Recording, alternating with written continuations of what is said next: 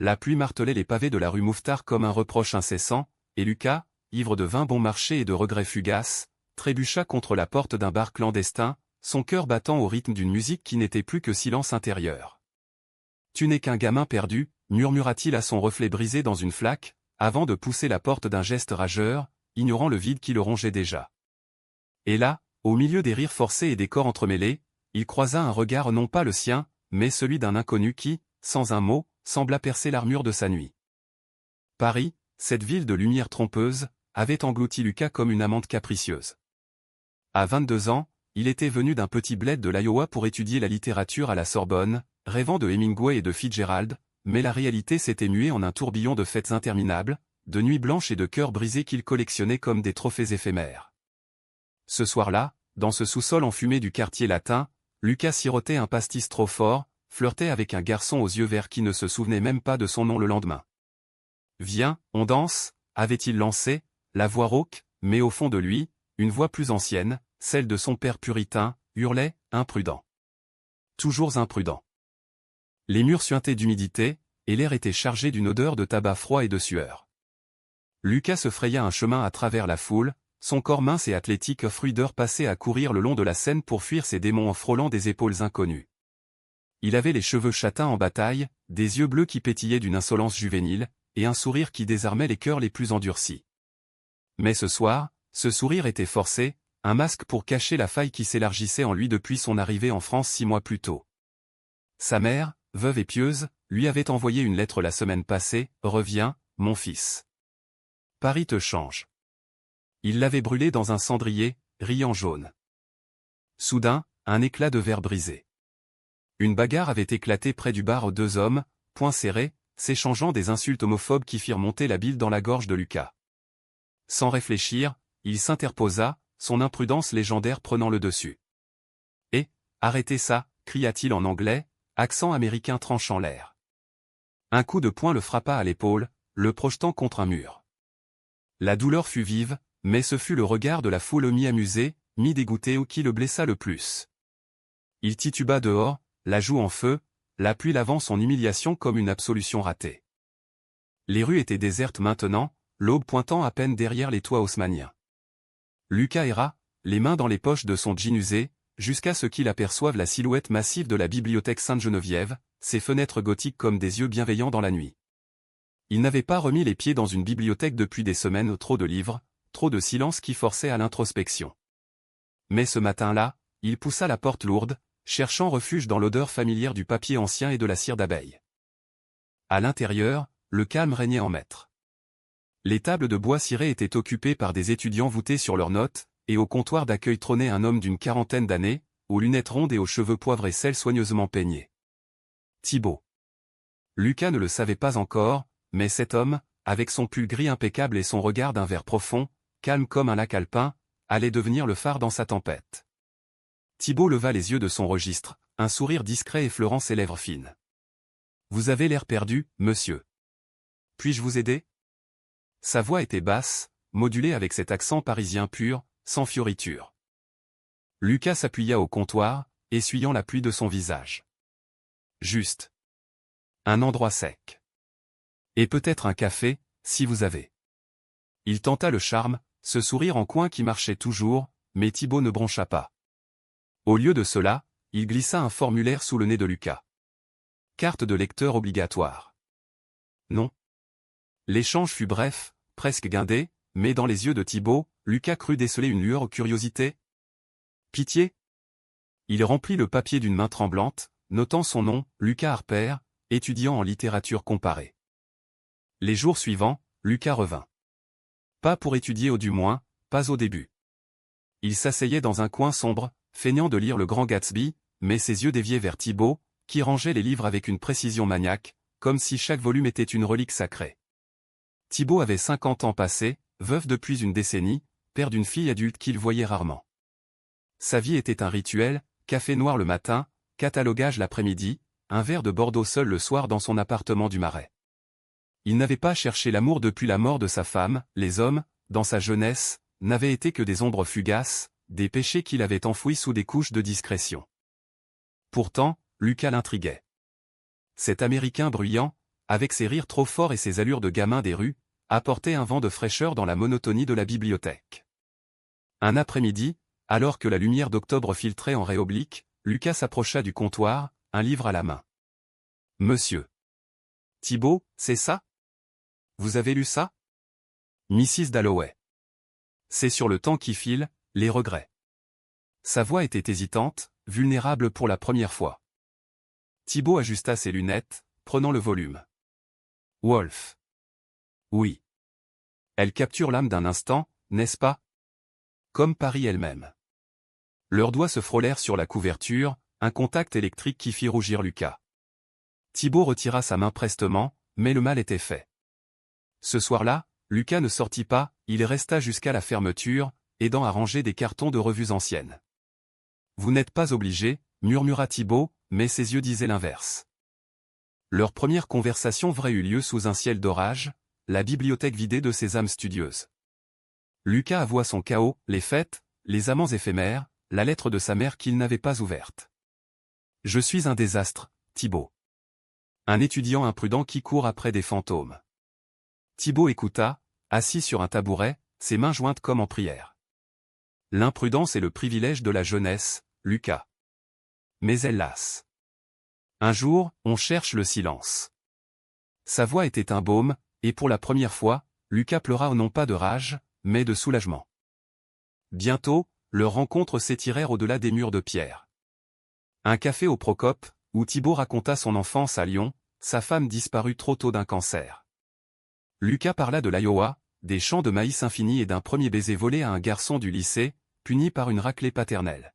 « Tu es courageux, » dit Thibault un soir, alors qu'il marchait le long du quai des Orfèvres, la scène miroitant sous les réverbères. Lucas s'arrêta, le cœur battant. « Non. Juste perdu. Mais avec toi.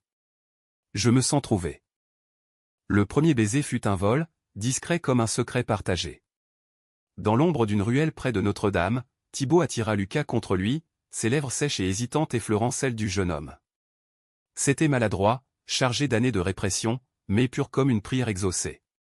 Lucas s'abandonna, ses mains glissant dans les cheveux de Thibault, et pour un instant, Paris s'effaça où ne restèrent que deux cœurs affamés de tendresse. Pourtant, l'imprudence de Lucas n'était pas morte. Une semaine plus tard, lors d'une fête dans un loft de Montmartre, il but trop, dansa trop près d'un ancien amant, et un texto indiscret revient ce soir, beau gosse a atterri par erreur sur le téléphone de Thibault. Le bibliothécaire, découvrant le message au petit matin, sentit son monde vaciller. Était-ce une erreur, ou le rappel cruel que les jeunesses comme Lucas n'étaient pas faites pour les silences éternels? Thibault referma le téléphone d'une main tremblante, le cœur serré comme un étau. La bibliothèque, ce sanctuaire qu'il avait bâti pierre par pierre, lui semblait soudain étouffante, ses rayonnages comme des geôliers muets. Il avait 52 ans, et l'amour, ce visiteur rare, s'était glissé en lui comme une brise printanière, pour mieux le trahir. Imprudent, se dit-il, mais c'était Lucas qui portait ce fardeau ou était celui, le vieux fou qui avait osé espérer? Lucas arriva ce matin-là avec son enthousiasme habituel, un bouquet de mimosas volés dans un jardin public, ses yeux pétillants d'une promesse qu'il ne pouvait tenir. « Pour toi, mon encre dans la tempête », lança-t-il en posant les fleurs sur le comptoir. Thibault, les lèvres pincées, rangea un livre sans répondre. Le silence s'étira, lourd comme la pluie d'automne qui tambourinait aux vitres. « Qu'est-ce qui ne va pas ?» demanda Lucas enfin, sa voix baissant d'un ton, sentant le froid qui s'insinuait. Thibault sortit le téléphone, l'écran allumé sur le message incriminant. « Explique-moi ça. » Les mots étaient calmes, mais ils coupaient comme un scalpel. Lucas pâlit, son visage d'ange déchu se crispant en une grimace de culpabilité. C'était rien. Un mec de la fac, une connerie d'ivresse. Je n'ai même pas répondu. Il tendit la main, suppliant, mais Thibault recula, son corps raidi par des années de solitude apprivoisée. Rien. Pour moi, c'est tout. Je ne suis pas un jeu, Lucas. Pas après ce que j'ai traversé. La dispute éclata en murmures, pour ne pas alerter les étudiants qui entraient en file indienne. Lucas plaida, les larmes aux yeux, « Tu es tout pour moi. C'est fait, c'est mon passé, Thibault. Avec toi, je veux un avenir. » Mais les mots sonnaient faux, écho d'un garçon qui n'avait jamais appris à s'ancrer. Thibault, le cœur en miettes, le renvoya d'un geste las. Va. Réfléchis. Et moi? Je dois protéger ce qui reste de moi. Les semaines suivantes furent un purgatoire. Lucas sombra dans une spirale familière, nuit blanche dans des bars du Marais, où les drag queens et les Twinkies offraient un oubli éphémère. Il couchait avec un Allemand nommé Klaus, aux muscles saillants et au rire bruyant, mais chaque matin, c'était le visage de Thibaut qui hantait ses rêves, ce regard vert, serein et blessé. Sa thèse sur Fitzgerald avançait à pas de tortue, les professeurs le sermonnaient, et une lettre de sa mère arriva enfin: ton père serait déçu. Reviens avant qu'il ne soit trop tard. Trop tard pourquoi? Pour l'amour, pour la rédemption? Thibaut, de son côté, se retrancha dans sa routine. Il cataloguait des incunables avec une ferveur presque religieuse, évitant les coins où Lucas s'asseyait jadis. Sa fille, Élise, l'appela un soir: papa, tu as l'air distant. C'est cette ville qui te ronge encore? Il rit jaune, omettant de mentionner l'Américain qui avait fissuré son armure. Pourtant, la nuit, seul dans son lit aux draps amidonnés, il revivait leurs baisers volés, la chaleur du corps jeune contre le sien, usé par le temps. Pourquoi maintenant? Se demandait-il, les larmes coulant silencieusement. L'amour, chez lui, avait toujours été discret, un roman inachevé, un regard échangé dans la foule. Mais Lucas avait été une tempête, et les débris jonchaient son âme. Un après-midi gris, le destin ou la malchance les réunit à nouveau. Lucas, forcé par un professeur de venir emprunter un rare exemplaire de Tender is the Night, entra dans la bibliothèque, le cœur battant. Thibaut était là, rangeant des périodiques, dos tourné. « Bonjour », murmura Lucas, la voix brisée. Thibaut se figea, puis pivota lentement. Leurs yeux se croisèrent, et le temps suspendit son vol un instant wolfien, où passé et futur se fondaient en un présent douloureux. J'ai besoin de ce livre, balbutia Lucas. Thibaut hocha la tête, muet, et le guida vers les réserves, un labyrinthe de poussière et de secrets. Là, dans l'ombre des étagères, loin des regards, Lucas craqua. Pardon. Je suis un idiot. Mais je t'aime, Thibaut. Pas comme un flirt, pas comme une aventure. Vraiment. Il s'agenouilla presque, les mains tremblantes sur un rayonnage. Thibaut, les larmes aux yeux, tendit la main, effleurant sa joue. L'amour n'est pas une déclaration, Lucas. C'est un choix quotidien. Peux-tu le faire? Ils s'embrassèrent là, dans la pénombre, un baiser salé de regrets et de promesses. Ce fut le début d'une trêve fragile. Lucas jura de changer, plus de fêtes, plus d'excès. Il s'inscrivit à un groupe de soutien pour les expatriés LGBTQ+, où il parla pour la première fois de son coming out raté en Iowa. Thibaut, prudemment, l'invita chez lui à un appartement modeste rue des Francs-Bourgeois, rempli de livres et de photos jaunies. Ils cuisinèrent un coq au vin, rirent de leur maladresse, et firent l'amour pour la première fois, tendrement, avec la lumière tamisée d'une lampe de chevet. Mais le passé a la dent dure. Un soir, lors d'une lecture poétique à la Sorbonne, Lucas recroisa Klaus, l'Allemand. Une bière partagée, un rire innocent et voilà que des photos circulaient sur Instagram, Lucas enlacé à un inconnu, légende, nuit parisienne sauvage. Un ami bien intentionné envoya le lien à Thibaut, qui, au milieu d'une vacation nocturne à la bibliothèque, sentit son monde s'effondrer à nouveau. Phénomène de répétition, pensa-t-il, amer, se rappelant les infidélités de sa femme avant sa maladie, ces blessures qu'il avait pardonnées par amour. La confrontation fut explosive, dans l'appartement de Thibaut, sous un ciel étoilé que ni l'un ni l'autre ne vit.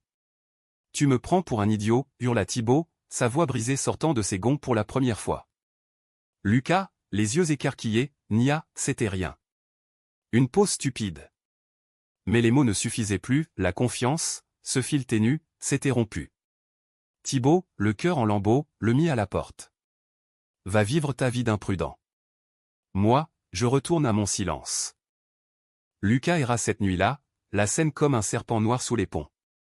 Il pensa au suicide, brièvement un saut dans l'eau froide, un oubli définitif.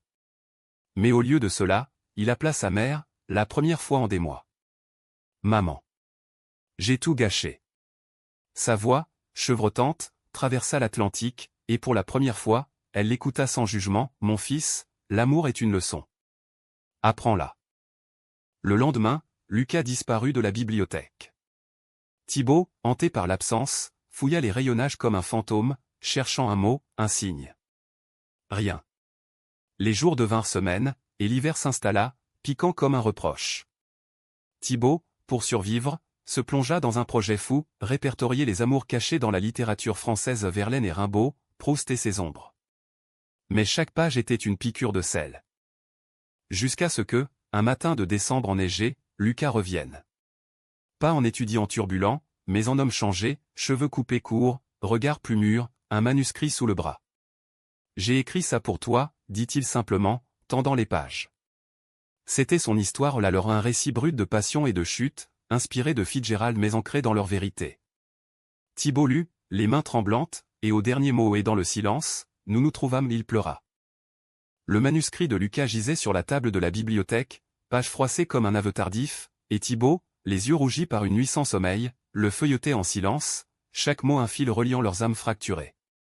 Dehors, Paris s'éveillait sous un manteau de givre, les toits du Panthéon scintillant comme des promesses incertaines, mais à l'intérieur, le temps s'était arrêté sur cette déclaration muette, un amour qui, malgré les tempêtes, refusait de s'éteindre. Lucas, debout près de la fenêtre, observait son amant avec une appréhension qui lui nouait l'estomac. Avait-il enfin brisé la glace, ou creusé un abîme plus profond? C'est magnifique, murmura enfin Thibaut, sa voix un filet de fumée dans l'air froid. Il referma le document, ses doigts effleurant la couverture où Lucas avait griffonné, pour Thibaut, mon silence préféré. Un sourire timide illumina le visage du bibliothécaire, chassant les ombres de la trahison. Tu as capturé l'essence de nous. L'imprudence, la discrétion. Et ce fil ténu entre les deux. Lucas s'approcha, osant poser une main sur l'épaule de Thibaut. J'ai changé. Pas par magie, mais par choix. Plus de nuits folles. Juste toi et moi, si tu veux encore. Leur réconciliation fut un rituel lent, comme un thé infusé avec soin. Ils parlèrent des heures durant, assis sur un banc du jardin des plantes, les feuilles mortes craquant sous leurs pieds. Lucas confessa ses démons, l'héritage d'un père homophobe qu'il avait chassé à 17 ans, les thérapies de conversion avortées en Iowa, la fuite vers Paris comme un cri de liberté. J'étais imprudent parce que j'avais peur de m'arrêter. Peur de sentir. Thibaut, à son tour, ouvrit les vannes, sa jeunesse à Lyon, où il avait aimé un garçon du nom de Julien en secret, un amour brisé par la peur du scandale familial. J'ai appris à me taire, Lucas. À ranger mes désirs comme des livres interdits. Ta femme. Elle était mon alibi, ma paix. Mais toi, tu as réveillé ce que j'avais enterré. Ces confessions tissèrent un lien plus fort, un pacte scellé par des promenades vespérales le long de la Seine, où ils se tenaient la main dans l'ombre des platanes, loin des regards curieux. Lucas s'installa peu à peu dans la vie de Thibaut, dîners improvisés à base de fromage et de baguettes croustillantes, nuits passées à débattre de Balzac versus Faulkner, et des étreintes où le corps usé du bibliothécaire rencontrait la fougue juvénile de l'Américain dans une danse harmonieuse. Pour la première fois, Lucas trouva la paix dans la routine levée à l'aube pour un café partagé, accompagnait Thibaut à la bibliothèque, où il devenait assistant bénévole, rangeant les volumes avec une tendresse nouvelle. Mais le destin, ce farceur parisien, réservait des ombres. Au printemps, alors que les cerisiers du Luxembourg fleurissaient en explosion rose, la nouvelle tomba comme un coup près, Élise, la fille de Thibaut, rentrait de Londres pour un séjour prolongé. Âgée de 28 ans, avocate ambitieuse, elle avait toujours vu son père comme un pilier inébranlable, un veuf dévoué à sa mémoire maternelle.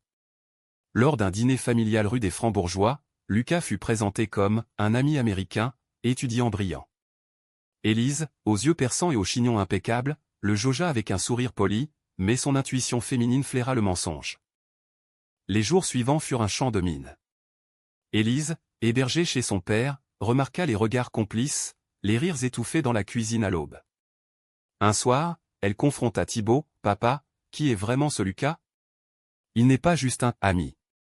Thibaut, pris au dépourvu, balbutia une vérité à demi-mot, « Il m'apporte de la joie, Élise. » Après tant d'années seule. Sa fille, blessée par ce qu'elle percevait comme une trahison à la mémoire de sa mère, explosa, « De la joie? Et moi, dans tout ça? Tu étais mon roc, papa. » Pas ça. Les mots homophobes, hérités d'une éducation conservatrice, fusèrent comme des flèches, c'est dégoûtant. Une phase, peut-être? Thibaut, le cœur brisé par cette trahison filiale, se referma comme une huître. Il annula le rendez-vous secret, prétextant le travail, et Lucas, sentant le mur se dresser, sombra dans l'angoisse. Qu'est-ce qui se passe? implora Théil lors d'une rencontre furtive au café de Flore. Thibaut, les traits tirés, avoua Élise. Elle ne comprend pas. Et je ne peux pas la perdre elle aussi. Lucas, les poings serrés, sentit la colère monter non contre Thibaut, mais contre un monde qui refusait leur amour discret. Alors quoi? On se cache comme des voleurs? Je t'aime, bon sang. Pas pour un rôle d'ami. Le conflit s'envenima lors d'une soirée familiale au Louvre, où Élise avait insisté pour inclure Lucas, comme un membre du cercle. Sous les plafonds peints de la Vénus de Milo, la tension crépita. Élise, un verre de champagne à la main, glissa à l'oreille de Lucas, « Laisse mon père tranquille. Il mérite la paix, pâté. Aventure. » Les mots, chuchotés mais venimeux, firent bouillir le sang de Lucas. Il riposta d'une voix trop forte, « La paix? C'est l'amour qui le rend vivant. Et toi, tu préfères le voir momifié dans ton souvenir de veuf parfait? » Le scandale éclata. Thibaut, blême, les sépara, mais le mal était fait. Élise quitta la salle en larmes, jurant de ne plus revenir. Thibaut, dévasté, accusa Lucas, « Tu as tout gâché.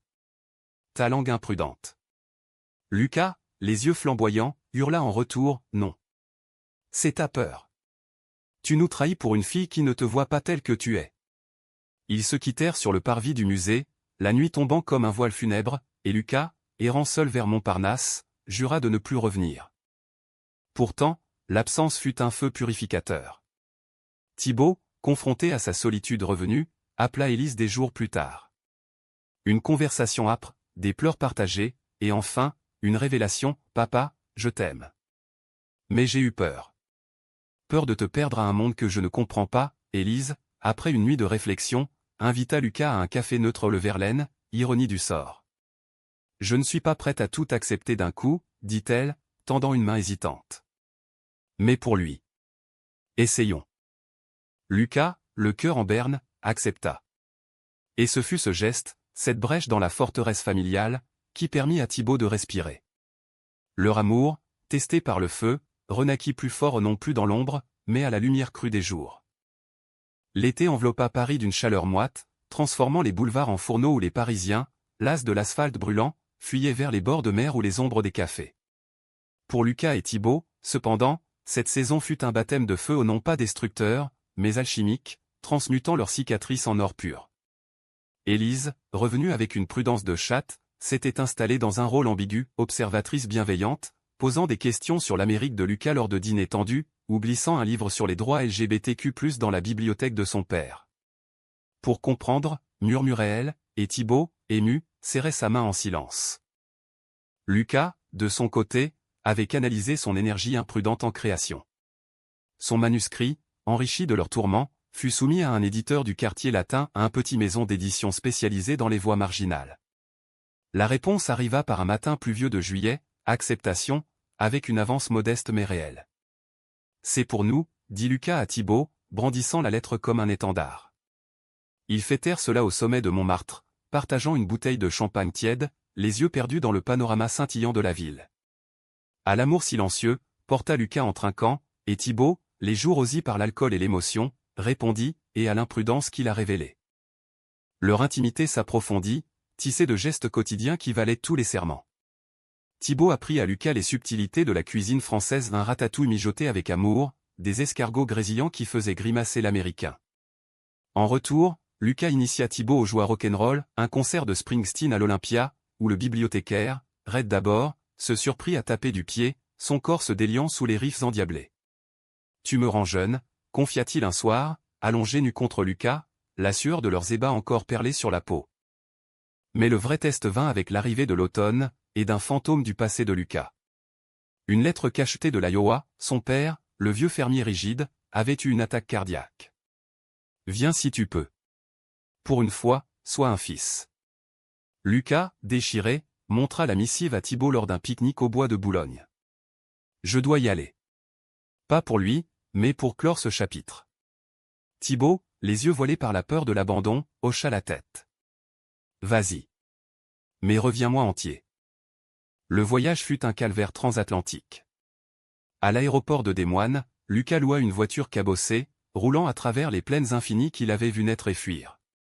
La ferme familiale, avec ses silos rouillés et son odeur de foin moisi, n'avait pas changé, mais son père, alité, était une ombre fragile, les yeux creusés par la maladie et les regrets. Fils, croassa-t-il, la voix brisée par l'AVC, j'ai été dur. Trop dur. Lucas, assis au chevet, sentit les années de rancœur fondre comme neige au soleil. Tu m'as rejeté, papa. Pour qui j'étais? L'aveu sortit, cru, et le vieil homme pleura des larmes d'un homme qui, à l'agonie, comprenait enfin l'amour filial au-delà des dogmes. Sa mère, vieillie mais toujours pieuse, observa en silence, puis serra Lucas dans ses bras. Il change, mon chéri. Et toi? Tu as trouvé ta voie. Lucas parla de Paris, de la littérature, et, timidement, de Thibaut. Pas tout ou pas encore, mais assez pour que sa mère murmure, amour est amour, fiston. Dieu le sait. Le pardon, inattendu, libéra Lucas d'un poids qu'il portait depuis l'adolescence. Son père mourut 2 jours plus tard, en paix, et Lucas rentra en France avec un cœur allégé, un billet d'avion et une bague simple, pas une demande, mais un talisman. Thibaut l'attendait à Orly, un bouquet de lys à la main, et leur étreinte fut un raz-de-marée d'émotions contenues. J'ai cru te perdre, avoua Thibaut dans la voiture, filant vers Paris sous un ciel d'octobre orageux. Lucas glissa la bague à son annulaire, jamais. C'est notre anneau au discret, comme nous. Ce soir-là, ils firent l'amour avec une urgence nouvelle, comme si chaque caresse effaçait les miles et les ans qui les séparaient. Pourtant, la trahison rôdait encore, sous une forme inattendue. L'éditeur de Lucas, un homme charismatique nommé Raoul, aux yeux de velours et au sourire carnassier, vit en lui plus qu'un auteur, un amant potentiel. Lors d'une signature au salon du livre, Raoul glissa une main possessive sur la taille de Lucas, murmurant « Ton Thibaut est chanceux. » Mais la gloire appelle des sacrifices. Lucas repoussa l'avance, furieux, mais le doute s'insinua, et si son imprudence ressurgissait, attiré par les lumières de la célébrité naissante? La nouvelle de la mort du père de Lucas fit les gros titres dans la petite presse expat, un coming-out posthume, en quelque sorte, relayé par un oncle bavard. Thibaut, lisant l'article dans Le Monde, sentit une jalousie irrationnelle le ronger. Lucas, désormais orphelin libéré, volerait-il vers d'autres horizons? La dispute qui suivit fut la plus douloureuse. Tu pars en Amérique pour signer des autographes, et moi? Ton vieux bibliothécaire, cria Thibaut, sa voix chevrotante. Lucas, blessé, riposta, c'est pour nous. Pour prouver que notre amour vaut la peine d'être écrit. Le clivage s'élargit. Lucas accepta une tournée promotionnelle à New York une semaine, pas plus, mais pour Thibaut, c'était une fracture. Seul dans son appartement, il noya son chagrin dans du cognac, feuilletant les pages du manuscrit comme un reliquaire. Élise, sentant le vent tourner, intervint, « Papa, il t'aime. Mais l'amour demande de lâcher prise. » Ces mots, sages désormais, touchèrent Thibaut, qui écrivit une lettre non pas de rupture, mais d'ouverture, « Reviens, et nous recommencerons. » S'enchaîne. À New York, Lucas brilla, lecture bondée, interview où il dédiait chaque mot à un amour silencieux à Paris. Mais la nuit, dans un hôtel anonyme, il appelait Thibaut, la voix chargée de manque. « Je suis à toi. Toujours. » La tournée achevée, il atterrit à Charles de Gaulle avec une valise pleine de souvenirs, un vinyle de Dylan pour Thibaut, une promesse gravée dans le cœur. Leur réunion fut un feu d'artifice, aéroport, baisers fougueux sous les regards indifférents, puis course vers la bibliothèque, où Thibaut avait organisé une surprise, une alcôve privée, décorée de guirlandes lumineuses et de leurs livres préférés. Ici, où tout a commencé, murmura-t-il, et Lucas, à genoux, demanda, épouse-moi. Pas légalement, pas encore, mais dans notre vérité. L'hiver revint sur Paris comme un vieil amant jaloux, saupoudrant la ville d'une neige rare qui transformait les Haussmanniens en contes de fées éphémères, mais pour Lucas et Thibaut, cette saison fut celle de l'épanouissement à un amour mûr, raciné dans les épreuves, fleurissant en une union discrète mais inébranlable. La demande de Lucas, murmurée dans l'alcôve de la bibliothèque sous des flocons dansant aux vitres, n'était pas un caprice d'imprudent, c'était un vœu solennel, scellé par un baiser qui effaça les doutes comme neige fondue. Thibaut, les yeux humides, répondit simplement « oui ». Pour toutes les silences que nous partagerons. Leur engagement fut célébré en privé, loin des flashs et des foules. Élise, désormais alliée fervente, organisa une petite cérémonie dans l'appartement familial, un prêtre laïque LGBTQ+ officiait, lisant des extraits de Proust sur l'amour perdu et retrouvé. Lucas, en chemise blanche impeccable, lut un poème qu'il avait écrit pour l'occasion. Dans tes yeux verts, j'ai trouvé mon Loa parisien, et Thibaut, ému aux larmes, glissa une alliance en or blanc à son doigt, gravée d'une initiale entrelacée. La soirée se poursuivit en rire et en toast, Élise serrant Lucas comme un frère, bienvenue dans la folie française. Le livre de Lucas, Amour silencieux, sorti en librairie au printemps, un succès modeste mais sincère, des critiques élogieuses dans le Figaro pour sa voix authentique d'expatrié queer, des ventes qui permirent à Thibaut de prendre un congé sabbatique. Ils voyagèrent alors, un été en Provence, où ils cueillirent des lavandes sous un soleil impitoyable, dormant dans des masses isolées où l'amour se faisait sauvage et libre. Thibaut, libéré de ses chaînes, s'ouvrit comme une fleur tardive, il confessa ses peurs les plus intimes, ces nuits où il avait douté de son désir pour les hommes, refoulé par une société qui tolérait à peine les veufs. Lucas, patient, l'embrassait en murmurant « Tu es mon héros discret ». De retour à Paris, la vie s'organisa en un rythme harmonieux. Lucas acheva sa thèse, défendant un mémoire sur les amours cachés chez Fitzgerald et Gide, dédié à Thibaut. Le bibliothécaire, promu conservateur adjoint, lança un cycle de conférences sur la littérature queer française, invitant Lucas comme orateur vedette. Leur quotidien était ponctué de joie simple, marché aux puces du dimanche, où ils chassaient des éditions rares, promenade au Père-Lachaise, main dans la main devant la tombe d'Oscar Wilde, riant des épitaphes ironiques. Pourtant, même dans cette idylle, des ombres planaient non plus des trahisons personnelles, mais celles du monde extérieur. La France, en 2025, bruissait de débats sur les droits trans et gays, avec des manifestations homophobes sporadiques qui rappelaient à Lucas les prairies hostiles de l'Iowa. Un soir, lors d'une conférence à la Sorbonne, un groupe d'extrémistes catholiques eut à Lucas depuis les gradins, pervers. Rentrez chez vous. Thibaut, dans la salle, sentit la rage monter, mais Lucas, transformé, répondit avec calme, l'amour n'est pas un crime. C'est une lumière. Et la vôtre s'éteint. Cet incident, au lieu de les briser, les unit plus. Ils fondèrent une association modeste, Silence partagé, un cercle de lecture pour les couples LGBTQ+, seniors et jeunes, où histoire se croisait comme fils d'une tapisserie. Élise, avocate, en assura la légalité, et bientôt, la bibliothèque Sainte-Geneviève devint un havre, ses murs résonnant de voix longtemps muettes. L'année s'acheva sur une note douce amère. La santé de Thibaut, fragilisée par des années de solitude et de chagrin, montra des signes, une fatigue persistante, un essoufflement lors de leur marche. Un diagnostic tomba, un cœur fatigué, rien d'irréversible, mais un rappel de la mortalité.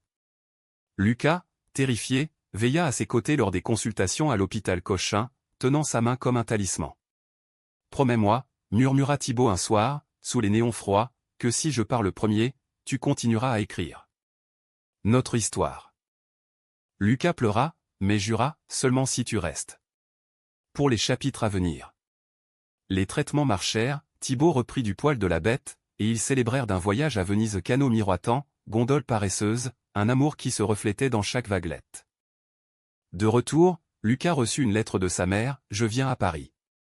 Pour te voir, et cet homme qui t'a sauvé. » La visite fut émouvante, une veuve américaine découvrant la tour Eiffel main dans la main avec son fils et son beau-père adoptif. « C'est beau, ce que vous avez, » dit-elle, les yeux brillants, et Thibaut, en gentleman, l'embrassa sur les deux joues. Ainsi, l'imprudent d'autrefois devint pilier, et le discret, audacieux. Leur amour, forgé dans les feux de la trahison et de la rédemption, s'épanouit en un humanisme profond, non pas parfait, mais vrai, un témoignage que l'amour, silencieux ou tonitruant, triomphe toujours. Paris, témoin indifférent, continua son ballet éternel, mais pour eux, la ville était un poème inachevé, écrit à deux mains. Et dans les silences de la bibliothèque, où tout avait commencé, Lucas murmurait parfois à Thibaut, « Merci d'avoir été mon refuge. » Et Thibaut, sourire aux lèvres, répondait, « Merci d'avoir été ma tempête. »